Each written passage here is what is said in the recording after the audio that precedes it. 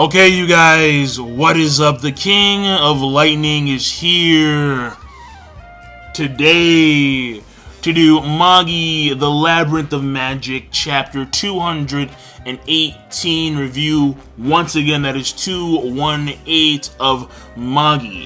Oh, Magi. Now, you see that?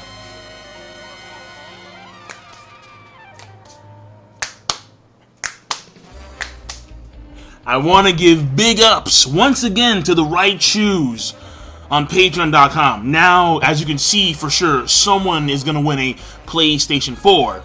And if you want to be a part of that, like motherfuckers down. People just down King. Like you can't doubt me. You can't doubt me. And what I have is I actually have like the list of names of people that are actually going to win this prize. So this is awesome. Because it's actually going down, alright? It's going down. Now, when it comes to the international catch, don't worry about it. I got you guys covered. If there's extra costs for international shipping, I'll cover that. I don't care. So, but someone is winning PlayStation 4. That's good. So, that being said, once again, big ups to the right shoes on Patreon.com. And if you guys want to be a part of that and you're not, go in the description box down below. Patreon.com. Evolve from a Pikachu to a Raichu and grab your Thunderstone. Now, that being said, let's move on. This week's chapter of Magi, because I'm stoked. This week's chapter of Magi. Well, first of all, no. I'm gonna save this for another. I need to write this down because I have pen. It's over there. I'll get it later. Basically, because I haven't done a single Magi discussion video, and one just came to mind, and it involves Ela, because there's something that's very strange, and I want to make reference to this, but I'll save it another day for a full-blown discussion video based around that. So what I'll do is that I will write this down for another day. Like I have like a list of discussion videos I need to do, like right here. So I'm gonna put on my list and I'm gonna do it sometime in the future because next week I'm on spring break. So, but let me just continue. This chapter, first of all, we find out something very quintessential when it involves the main cats, like Solomon and his boys. Solomon, Isnan, Ugo, Seta, that one girl, Wahid, all of them. We find out that apparently they are the avatars of the Divine Staves, right? Not airbenders, but what they are is that they were once people just like Sheba, wherein which she was the person who had a divine staff and she operated one of the giant towers to control the subhumans or the other species in the world. And well, the thing here is that they are just like her. So Ugo and Seta, they're all just like Sheba, wherein which they were once conduits for the giant towers to control the other species. And of course, I think because Solomon, he was probably like the first one to actually say, fuck this shit. And we're just going to actually break out and we're going to save the other species. We're going to try and harmonize and learn from the other species that exist on the planet. And he must have saved everyone like Ugo and Seta and so on, and like Arba and so on and so forth. And the thing that I want to point out is that it does explain why their staves seem very unique. Because their staves are very unique. Like they look very cool. And what I can say is that means that these individuals are like they gain power from God itself. And would that imply that they're all Magi, or is it something else? Because well, no, it can't be, because when you go back to the actual history, according to what was told beforehand, Solomon had 3 wise Magi. And my assumption was here at some point in time, Ugo and Sheba, they became Magi later on. But now that we know that they're all individuals who actually have divine staves, you know what? That probably, well, no. It's a weird concept because, see, I wanna say that they're all Magi, but there's no way in hell. I don't know. I'm not too sure about that. But the chapter overall is actually fairly simple, and we see what actually was going down because at the end of the last chapter it was hinted that something was going to go down, and in this chapter that something actually goes down, and what it is. Oh my God, dude, yo, the Orthodox Magic Church, or whatever order that name is, either Magic Orthodox Church or Orthodox Church of Magic or Church of Magic Orthodox, whatever, however order you want to put it in, the Orthodox cats, they have a fleet. They have a fleet. And they're coming in like straight up Star Wars, man. Dun, dun, dun, dun, dun, dun, dun, dun. And I'm like, yo. See, no wonder they needed like a giant dragon, like magical tool mountain, because these dudes have fleets. It's very hard to beat fleets, like flying airship fleets. And they actually have the same thing as the towers, and they can actually control the other species by using like the same frequency. So they have airships, bro. Yo, that's scary. They have airships. I like it. Now, it's messed up though because they're controlling the other species, but it's still cool as all hell. I can't deny that. Like, when these cats came in there, I'm like, oh no. So, the next chapter, according to the end of this chapter, a little text said that next chapter is going to be an extreme magical battle. I need to see this. Absolutely. I gotta see this, man. I can't wait for the next chapter of Magi, because we're going to see some crazy stuff going on from everyone, alright? Now, will Sheba get involved? I'm not too sure, because right now she is actually, she was just hit emotionally, because not only did she come to the realization that she was the reason why Momo, this, what are they called again?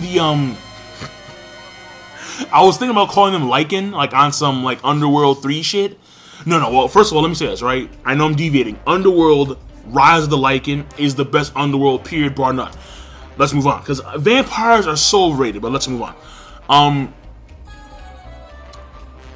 What are they called? What do they call, man? They call like... it begins with a W, I think. Like wombat cats, or... Yo, what are they called? No! Okay, I forgot what they were called, alright? And shame on me, I know, okay? Shame on me. I messed up. But... despite that, apparently one of the towers was near the area, and the little kid, Momo, his father went crazy, and like he started eating like other like species of like other people, like his own people, pretty much, and like they're eating each other, and they lost their minds, and then the kid had to see his own father eat. Or be eaten, so something like that. But basically, the father is dead, and Sheba realized that it was because of her actions, and she doesn't admit that. Well, she admits that to Sullivan, but when we actually have like these people, these other species, who are being controlled by the giant fleet, Vader, and they're walking over like zombies with swords, which is very scary. Zombie plus swords equals scary. Giant, giant non-human lion mole type people with swords, zombie-like, super scary. But the thing here that I'm trying to point out is that even though she was able to admit to Solomon about how she was pathetic and how she was the cause of this individual's father dying, she didn't admit that to the others immediately until she started to blame herself and why she was still alive in the first place. She was always asking, why am I still alive? Like, why did you save me?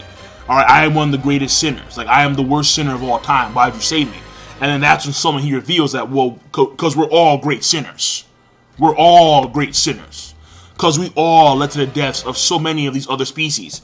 Because we were manipulated. Because we were selfish. Because, and so on and so forth. Because we thought that we were actually better. So that's the thing right there. And I'll give her props. I mean, I'm not going to complain right there. I can't complain. Because it takes strength. It does. To actually admit to your own faults in front of that many people, yeah, it takes a lot of strength and courage. So I'll give her that at least. And now we're going to see them. We're going to see them in action. We're going to see them, do some kind of stuff. So I'm stoked. I'm psyched. I'm pumped. I'm motivated.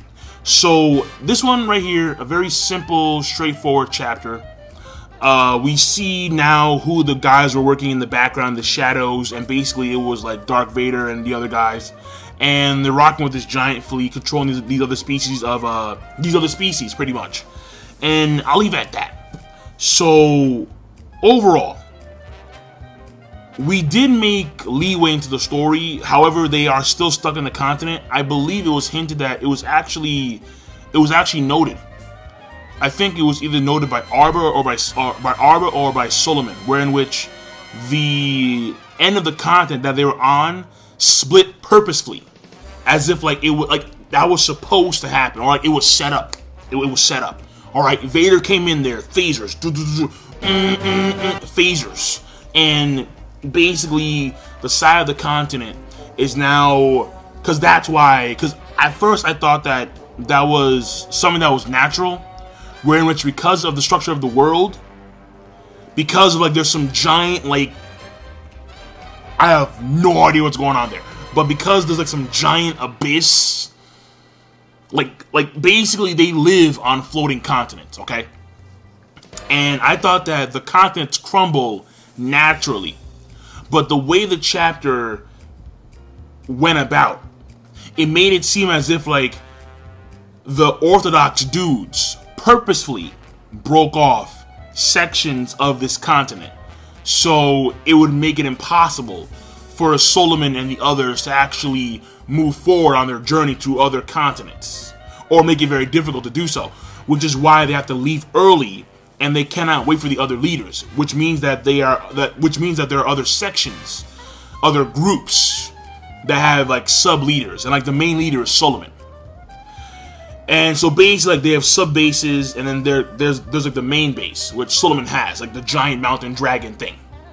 But basically what this is, apparently it's all one giant trap for the Orthodox, and Solomon knew what was about to happen, which is why when he told Sheba, so you apologize to me and now you have the chance to apologize to them, she says, what do you mean? And that's when you see the giant fleet controlling the the other species. So what are their names? Seriously, like see, now I feel really bad because I keep on saying other species, but okay,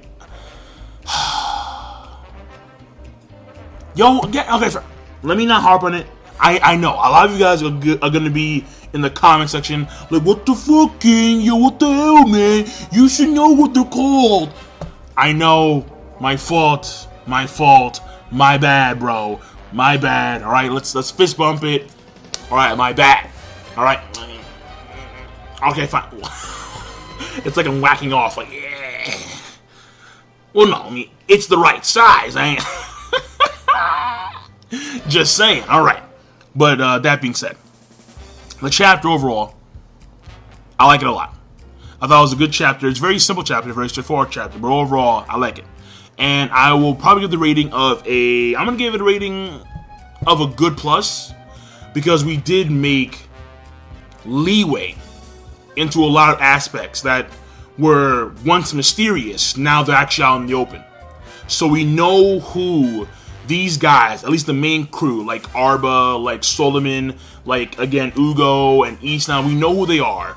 and what their standing was, at least in a vague sense, and how they are wielders and how they are avatars of the Divine Staves, and how Solomon himself may have been the first person, probably was the first guy, to actually start to pull these people away from the Orthodox Church. Furthermore, we do see who the guys were working behind the scenes, how they actually have significant power, and how the whole splitting and the breaking up of the continent for a few kilometers must have been a trap based on or a trap done by the Orthodox Church, and so on and so forth. And of course, we get character development in Sheba's case, because she's starting to, or she did admit to her own faults, and she is pretty much she's cleansing herself of her misdeeds in a way. I mean, she said it in words, but now it has to be done in actions. So now I'm done. King of Lightning, be sure, of course, rate the video, comment, subscribe. Peace.